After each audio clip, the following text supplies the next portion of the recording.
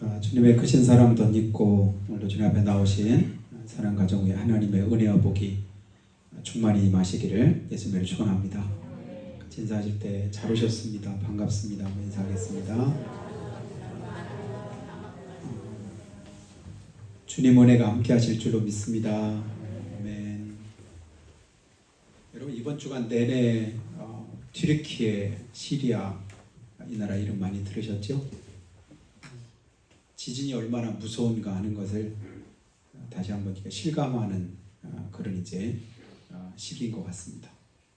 말로만 듣던 지진이 우리나라에서 기껏 피해 입었다고 해야 작년에 포항, 경주 이 지역에서 난 거 그 정도로 이렇게 무섭다고 생각했는데 사실 그건 아무것도 아닌 것 같습니다.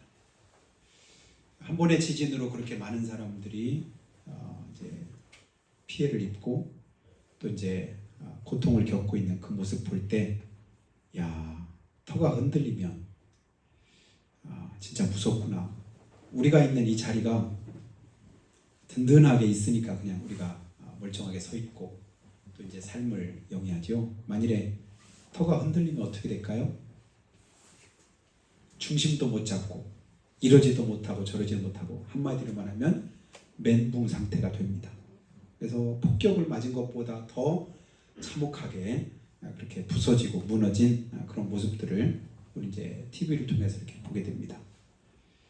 자, 하나님의 은혜 가운데 우리가 거할 때 오늘 말씀 보니까 하나님의 그 영광을 목도했던 이사야 선지자의 그 모습이 나와요. 환상 중에 보았지만 하나님이 계신 그 보좌를 봤더니 그곳에서 천사들이 6 날개를 가지고 서로 창화하면서 거룩하다 거룩하다 거룩하다 만군의 여호와여 하나님의 영광을 노래합니다.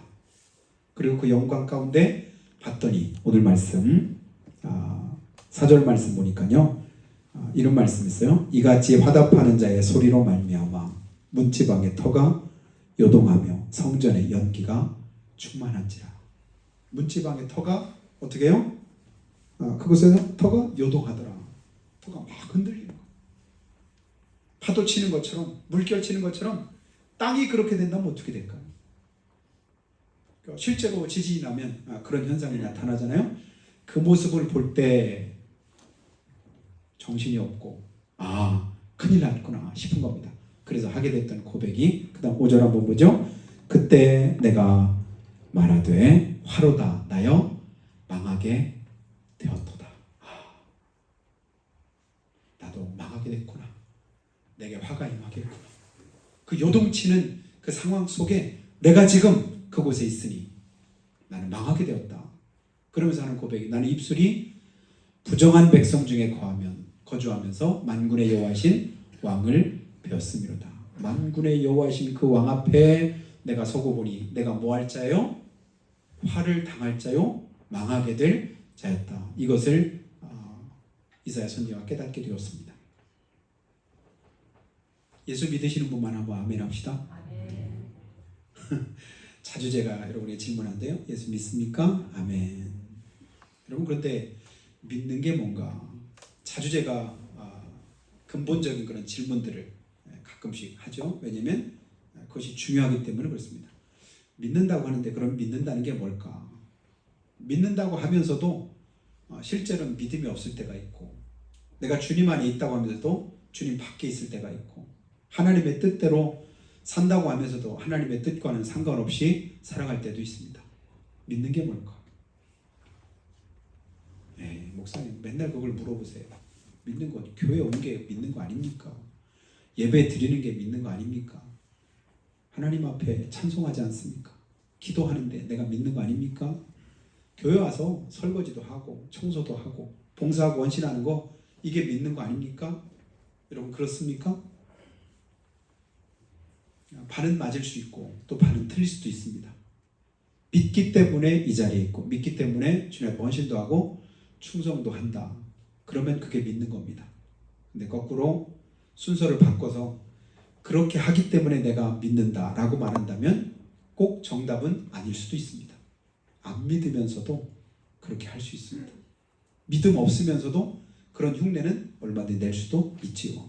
그러면 진짜 내가 믿는다라고 할 때 내가 하나님을 어떻게 믿는가? 예배할 때 내 삶의 모습을, 내 자세를 보면 내 속에 믿음이 있구나. 또 하나님의 행하신 어떤 일들을 대할 때 내가 그 일을 바라보고 취하는 내 행동을 보면 내가 믿음이 있구나. 누가 뭐라고 해서가 아니라 자기 스스로의 삶을 내 스스로 한번 점검을 해보는 겁니다. 예배할 때 내 마음 자세, 그리고 내 심령 상태, 그리고 내 행동, 주님의 교회를 대하는 내 마음의 자세. 일반적으로 보면 믿음 있는 사람하고 믿음 없는 사람의 행동 거지가 어느 정도는 조금씩 다르게 나타납니다. 뭐 꼭 그런 건 아닐 수도 있는데, 그런데 그 모습을 하나님은 너무도 확실하게 아시고 그리고 살피고 계시지요. 그래서 우리의 마음을, 심령을 감찰하시고 우리 중심을 아시고 폐부를 시험하시고, 그리고 다 아시는 그 하나님이다라고 할 때 그 하나님 앞에 내가 설 때 내 모습이 어떨까? 그러면 지금 내가 가지고 있는 그 마음 자세로 그렇게 하나님 앞에 설 수 있을까? 아니면 또 다르게 설 수 있을까? 여러분, 귀신 들린 사람은요, 내가 어떤 생각 가지고 있는지, 어떤 마음 가지고 있는지 귀신 들린 사람이 안답니다. 아직 저는 그런 경험은 안 해봤는데, 그래, 귀신 들린 사람이 나한테 내 속에 있는 거 얘기를 하는 거예요. 그래서 귀신 들린 사람 만나는 게 무서워요, 안 무서워요? 사실은 무섭죠. 왜냐하면 무슨 말 할지를 모르는 거예요. 왜냐하면 다른 사람들은 모르는데 귀신이 귀신같이 내 속에 있는 걸 알거든요. 가만히 생각하니까, 아니, 귀신 들린 사람 하나 앞에서 서는 것도 어떤 때는 두렵고 떨리는데, 그러면 만왕의 왕이신 만군의 하나님 앞에 설 때 내 모습은 어떨까? 이 생각을 한번 해보게 됩니다. 오늘 이사야 선지자가 그 하나님의 영광 앞에 섰습니다. 그랬더니 자연스럽게 나오는 고백이 뭐예요? 화로다 나여 망하게 되었도다. 한번 따라할까요? 화로다 나여 망하게 되었도다. 제목이네요. 참 똑같네. 이렇게 생각하시는 분 혹시 안 계실까요? 하나님을 만났을 때 내가 화로다 나여 망하게 되었다, 이 고백할 수 있는 사람은 아직 소망이 있습니다. 그 사람은 다시금 구원의 은혜를 덧입을 수 있는 기회가 있습니다. 그런데 그 하나님 앞에 서는데도 아무런 감각이 없는 거, 아무런 깨달음이 없는 거, 아무런 영적인 자각이 없는 거예요. 그렇다면 그게 진짜 문제지요.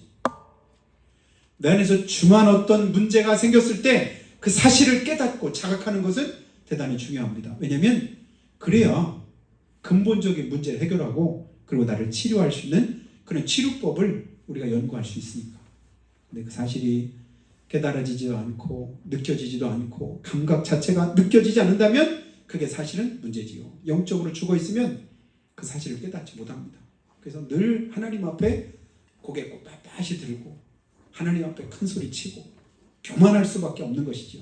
그러나 주님의 은혜를 깨닫고 알게 되면 그 앞에서 우리의 모습이 어떨까요? 오늘 이 이사야 선지자의 그 고백과 같이 화로다 나여 망하게 되었도다.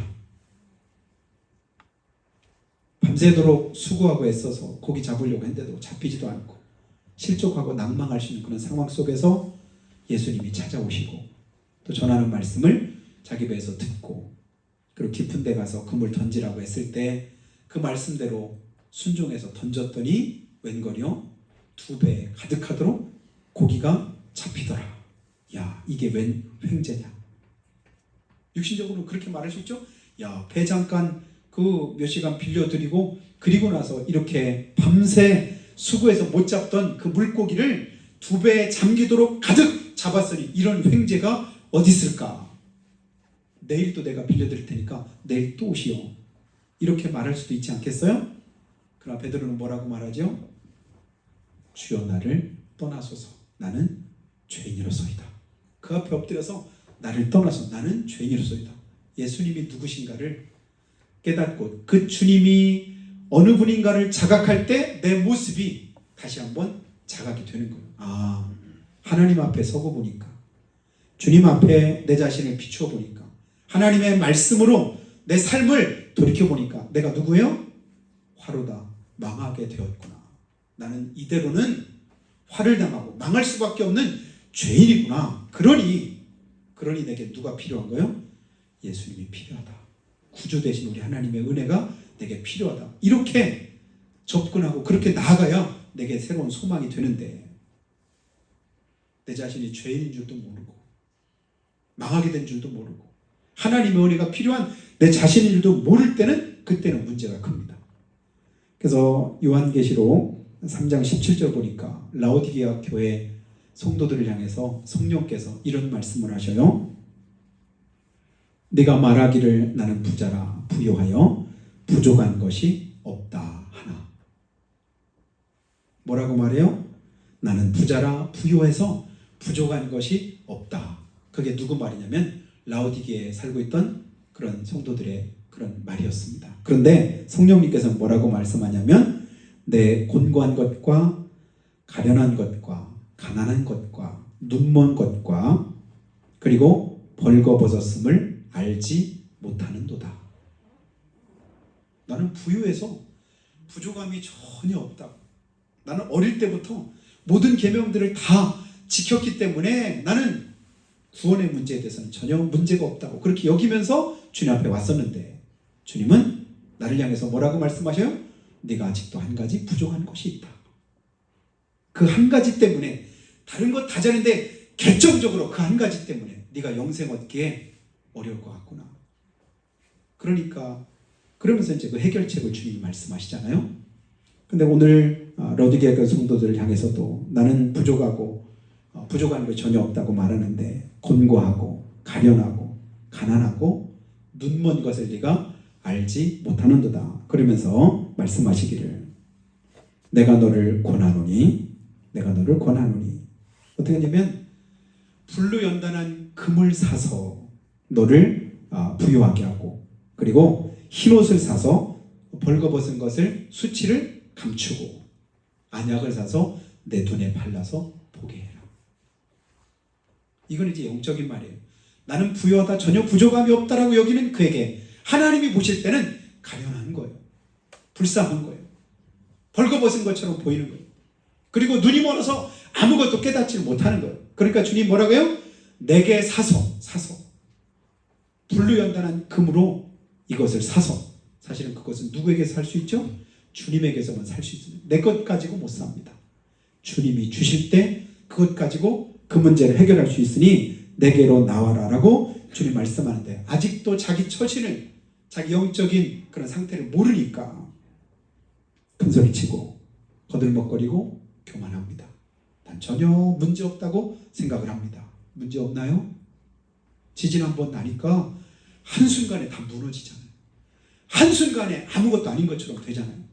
그런 상황들이 우리의 삶에도 예비되어 있다는 사실을 여러분 기억할 수 있기를 주님을 축복합니다. 이 육신의 장막이 무너지면 그때 주님 앞에 내가 설 때 나는 뭐라고 주님 앞에 고백할 수 있을까? 화로다 나여 망하게 되었도다. 그때 이 말하면 큰일 납니다. 근데 주님은 우리 사랑하셔서 그날 이르기 전에 오늘 내가 주님 앞에 이 고백하기를 주님 원하십니다. 화로다 나여 망하게 되었도다. 그러면 살 길이 열린 겁니다. 내가 지금 망하게 되었으니 이제는 내게 하나님의 은혜가 필요합니다. 주님의 도우심이 필요합니다. 하나님께 나를 붙들어 주셔야만 합니다. 천하인간의 구원 얻을 다른 이름을 우리에게 주신 일 없다고 하셨으니 오직 구주 예수 그리스도 그분이 내 안에 온전히 역사하실 때만이 내가 살 수 있습니다. 이 고백 가지고 나오라고 주님은 말씀을 하는 거예요. 내 벌거벗은 수치를 가리라고 합니다. 그리고 내 눈먼 것을 뜨고 다시금 영적인 그런 일들을 바라보라고 주님 말씀하는 거예요. 겉보기에는 멀쩡한데 오늘 살아가는 사람들의 모습 어때요? 멋있는 것 같고 예쁜 것 같고, 그리고 누가 봐도 그냥 잘생긴 것 같고 전혀 부족함이 없어 보이지만 우리 하나님 보실 때는 추하고 더럽고 냄새나는, 더 이상 역겨워서 함께 할 수 없는 그런 모습들이 얼마나 많은지 모릅니다. 그게 바로 에스겔 골짜기의 마른 뼈들을 보여주시면서 우리에게 말씀하셨던 그 모습이지요. 겉보기에는 멀쩡해요. 뼈가 잎에 접에 다 흩어졌지만 거기에 뼈들이 다 이제 다시금 오르지 되고 거기에 살이 덮이고 핏줄이 있고 그래서 온전한 사람의 모양을 가졌는데 그런데 그 속에 생기가 없으니까 어때요? 여전히 죽어 있습니다. 오늘 우리의 삶이 주님이 보실 때 살아있고 생명 있는 복된 삶이 되기를 예수님으로 축원합니다. 여러분 우리가 주님 앞에 설 때는 어떤 모습으로 선다고요? 벌거벗은 것처럼 서게 되리라. 그래서 여러분에게도 몇 번 제가 말씀드린 적이 있는데 지옥은 누가 갈까요? 예수 안 믿으면 가지요. 그런데 그걸 아주 재미있게 하나님이 지옥 보내는 게 아니다. 지옥 가는 자는 누가 가냐면 자기 스스로 간다. 그래서 이제 제가 주일학교 때 들었던 그 예화를 여러분에게 말씀드린 적이 있는데 기억하시는지 모르겠어요. 주님 앞에 가면 우리의 모습이 어떻다고요? 벌거벗은 모습처럼 주님 앞에 우리의 모든 추악한 죄악들이 다 드러난다. 그런데 예수 믿는 사람에게는 예수님의 보혈이 우리로 하여금 뭐예요? 그 모든 죄들을 사하셨고 가리셨습니다. 그러니까 그 죄가 드러나지 않아요. 죄가 드러나기 전까지는 얼마든지 큰 소리 칠 수 있습니다. 당당할 수 있어요.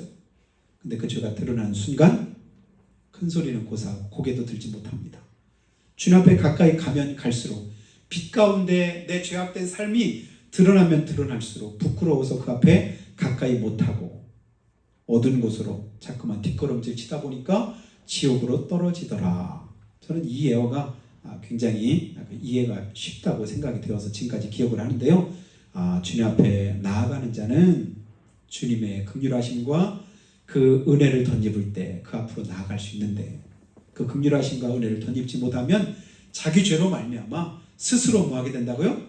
어둠을 좋아하게 돼요. 어둠 속에 자기 스스로 가지다 보니까 결국은 지옥에 떨어지게 되더라. 이런 말을 하게 됩니다. 사랑하신 여러분, 우리가 주님 앞에서 부끄러움을 가지는 이유는 뭐냐면 우리 안에는 죄악 때문이지요. 본래 에덴 동산에서는 벌거벗었으나 부끄러운 것조차도 몰랐고 사실은 부끄러움이 아니었지요. 근데 죄를 범하는 순간에 부끄러움이 아닌데 부끄럽게 느끼게 되었습니다. 여러분 다른 사람들이 가진 것을 똑같이 가지고 있는 게 부끄러울까요? 안 가지고 있는 게 부끄러울까요? 안 가지고 있는 걸 가지고 있는 게 부끄러워요? 아니면 가진 것이 부끄러워요? 똑같이 가진 것은 부끄러운 게 전혀 아닌데 그런데도 불구하고 내 스스로 부끄럽게 느낀다. 사실은 우리 안에는 죄악 때문인데 그 사실을 우리가 기억하지 못할 때 있습니다. 근데 짐승들은 영적인 존재가 아니기 때문에 부끄러움 자체를 사실은 모르지요. 여러분 소가 팬티 입고 다니는 거 혹시 보신 분 계신가요? 돼지 키울 때 옷 입혀가지고 돼지 키우시는 거 여러분 보셨나요? 전혀 문제가 안 되지요. 근데 개가 옷 입고 다니는 거 여러분 보셨어요? 이해하실 줄 알았어요. 제가 지난주 봤더니요. 개가 여러분 바지 입은 개 혹시 보셨나요? 나 처음 봤네. 보고 싶은 게 계시면 백보에 가시면 가끔 그 개가 거기 나오더라고요. 바지까지 이렇게 해가지고 핫바지 슬기 또 살까 걱정스러운데 안 춥게 부끄러워서 그렇게 입었을까요? 그건 아니지요. 춥지 말라고 입혔고 보기 좋으라고 이렇게 입혔겠지만 짐승들에게는 전혀 그런 부끄러움이 없는데 우리 사람에게만 그런 것이 있다. 영적인 존재이기 때문에 그렇구나. 다시 한번 깨닫게 되는데 오늘 하나님께서 선악을 알게 하는 그런 죄를 범함으로 우리가 그런 부끄러움을 알고 깨닫게 되었는데 이게 이제 하나님의 은혜인데요. 화로다 나여 망하게 되었도다. 죄를 부끄러워할 줄 알고 내 자신의 허물과 죄악들을 주님 앞에 그대로 내려놓을 때 그 보혈의 능력을 우리가 던져봐서 그 앞에 나아갈 수 있는데 원수 마귀는 그렇게 자각할 수 있는 우리 자신들의 영적인 감각을 뭐하게 만들어요? 무디게 만듭니다. 깨닫지를 못하게 합니다. 죄 가운데 거하면서 죄인 줄도 모르고 여전히 그 죄 가운데서 행하도록 우리를 만들지요. 그래서 그 보혈을 우리가 덧입고 의지하지 않으면 이 고백이 절대 나오질 않습니다. 화로다 나여 망하게 되었도다. 근데 그 죄를 못 깨달으니까 내가 무슨 죄가 있는데 내가 뭘 잘못했는데 내가 뭘 그렇게 잘못했는데 하나님이 보실 때는 수없이 많은 죄가 있는데도 불구하고 그렇게 말할 때가 많습니다. 오늘 이제 기독교 방송에서 이렇게 보다가 아주 은혜스러운 찬송을 제가 다시 한번 봤는데요. 여러분, 주는 완전합니다. 찬송하시죠? 부를 때마다 은혜가 되고 굉장히 제 자신을 돌아보게 되는 그런 찬송인데요. 잠깐 한번 여러분에게 들려드려 볼까요? 주여, 우린 연약합니다. 우린 오늘을 힘겨워 합니다. 주 뜻 이루어 살기엔 부족합니다. 우린 연약합니다. 주여, 우린 넘어집니다. 오늘 하루 또 실수합니다. 주의 긍휼을 구하는 죄인입니다. 우린 주만 바라봅니다. 한없는 주님의 은혜 온 세상 위에 넘칩니다. 가릴 수 없는 주여 온 땅 위에 충만합니다. 주님만이 길이오니 우린 그 길 따라갑니다. 그날에 우릴 이루실 주는 완전합니다. 말은 무슨 말이냐면 주님은 완전하신데 그 앞에 서고 보니까 뭐예요? 우리의 부족함이 드러나더라. 연약함이 드러나더라. 근데 그 앞에서 할 수 있는 고백이 물론 내가 이만큼 했고 이만큼 괜찮은 사람이다, 이게 아니라 주님, 우린 연약합니다. 오늘을 힘겨워합니다. 주 뜻 이루어 살기에는 부족합니다. 우린 연약합니다. 주여, 우린 넘어집니다. 오늘 하루 또 실수합니다. 주의 긍휼을 구하는 죄인입니다. 우린 주만 바라봅니다. 여러분, 이 고백이 있기를 주 이름으로 축원합니다. 주님만 바라볼 수밖에 없는 연약함이 우리 안에 있습니다. 지진 그 가운데서 몇 가지 기사를 보니까 이런 고백들을 했더라고요. 최후의 심판이 시작됐다. 지옥문이 열렸다. 제 머릿속에 지진을 직접 경험한 튀르키예와 시리아에 살고 있는 그 간신히 생존한 사람들의 그 고백이 최후의 심판이 시작됐다라고 느낄 만큼 그만큼 공포스럽고 두렵고 떨렸답니다. 그리고 지옥문이 열린 것 같은 그런 참혹함을 그들이 경험했답니다. 그러나 아직 사실 지옥 문턱에도 이르지 못한 것이지요. 우리가 영적으로 주님 앞에 서게 될 때 그 앞에서 내가 하게 될 그 고백, 화로다 나여 망하게 되었도다, 절대 이 고백하지 않게 되기를 예수님을 축복합니다. 지금 하시기 바래요. 지금. 그리고 주님 앞에서 우리의 모든 문제가, 연약함이 하나님의 은혜로 해결받게 되기를 예수님을 축원합니다. 믿음의 사람은 오늘 그 고백을 가지고 또 주님 앞에 섭니다. 하나님, 한 주간 살았지만 또 연약했습니다. 또 넘어졌습니다. 또 실수했습니다. 또 하나님의 은혜만이 필요한 죄인임을 깨닫고 고백합니다. 그 고백 가지고 날마다 주님 앞에 서고 매주마다 우리 아이가 하나님 앞에 나오게 되지요. 근데 이 고백마저 하지 못한다면 우리의 모습이 어떻게 될까요? 이런 믿음의 사람 욥, 우리가 너무도 잘 알지 않습니까? 그가 어떤 고백을 하냐면 자기 아들들이 또한 딸들이 생일날마다 함께 모여서 서로 우애 있게 생일을 축하해주고 함께 잔치를 베풀고, 그리고 나서 헤어지고 난 다음에 욥이 항상 뭐 했다고 했죠? 그 자녀들을 위해서 속죄 제사를 하나님 앞에 드렸습니다. 한 사람 한 사람 자녀들의 그런 이제 혹시라도 모를 그 죄가 드러나서가 아니라 혹시라도 하나님 앞에 죄를 지은 그런 모습들이 있으면 어떨까? 허물진 모습이 있으면 어떨까? 그래서 속죄 제사를 자녀 숫자대로 그렇게 하나님 앞에 제사했습니다. 그리고 나서 욥기서 1장 5절에 이런 성경을 기록해 놓고 있습니다. 욥의 행위가 항상 이러하였더라. 저는 이 말씀에 굉장히 도전이 됩니다. 욥의 행위가 항상 이러하였더라. 그 사람은 늘 그래, 늘 그래, 늘 그래, 늘 그래, 늘 그래라는 말이 긍정적일 때는 굉장히 좋은 말이에요. 근데 그것이 부정적일 때는 굉장히 문제가 됩니다. 늘 그래가 아니라 아유 어제도 그렇고 전에도 그렇더니 어찌 그렇게 너는 이렇게 변화가 안 되냐, 달라지질 않냐, 여전히 그러냐, 이런 의미가 될 때는 그것은 굉장히 부끄러운 것이죠. 근데 늘 그래, 어쩜 그렇게 늘 그냥 그 모습 그대로, 어떻게 그렇게 변함없이. 사실은 그런 말을 들을 때 긍정적인 그런 말을 들을 때 굉장히 부담스럽더라고요. 어쩜 그렇게 늘 그렇게 뭐 이렇게 FM 같고 모범적이고 번듯하고 뭐 이런 말들을 하는 사람들 있잖아요. 저는 그런 사람이 굉장히 무서워요. 왜냐하면 그렇지 않은 내 모습이 내 안에 있는 걸 알거든요. 근데 자주 가끔씩 지방에서 이제 한 달에 한 번씩 만나고 이렇게 만나는데도 어떤 분들이 가끔 그럴 때 그런 사람 있으면 조금씩 피해 다닙니다. 아유 또 그 사람 앞에서 내 허물이 드러나고 부족함이 드러나면 어떨까, 얼마나 창피할까. 근데 그 사람이 볼 때는 늘 그런 모습이 어떻다고 하면서 와서 고백해 줄 때 하나님 앞에서 오늘 내 모습이 어떨까? 욥의 행위가 항상 이러했더라. 드러나지 않은 것까지도 하나님 앞에 온전히 그와 같이 완전하기를 힘썼던 그의 삶. 근데 우리는 어떨까요?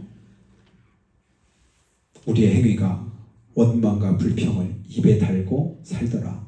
시기와 다툼을 밥 먹듯 하더라. 예나 지금이나 변함없이 인색함이나 억지로 행하더라. 별 볼 일 없기는 그때나 지금이나 여전하고 다를 바 없더라. 이런 말 한다면 그것은 굉장히 부끄럽고 그리고 우리가 하나님 앞에 복되지 못한 그런 삶이라고 생각이 됩니다. 원하옵기는 욥처럼 인정받고 칭찬받고 모범적인 저 여러분의 삶이 되기를 주의 이름으로 축원합니다. 지금은 부족하지만, 지금까지는 연약했지만, 지금까지는 앞으로 바뀌고 달라져야 될 부분들이 많이 있지만 오늘 화로다 나여 망하게 되었도다. 어느 때요? 그 모습 그대로 바뀌지 않으면, 달라지지 않으면, 변하지 않으면 내가 이 고백을 가지고 주님 앞에 설 수밖에 없을 텐데 그러면 어쩌나. 이런 마음을 가지고 주님 앞에 서는 여러분 되어서 이번 한 주간 그리고 우리 남은 삶이 하나님의 복 있고 영통케 되기를 예수님의 이름으로 축복합니다. 같이 한번 기도할 때요. 하나님,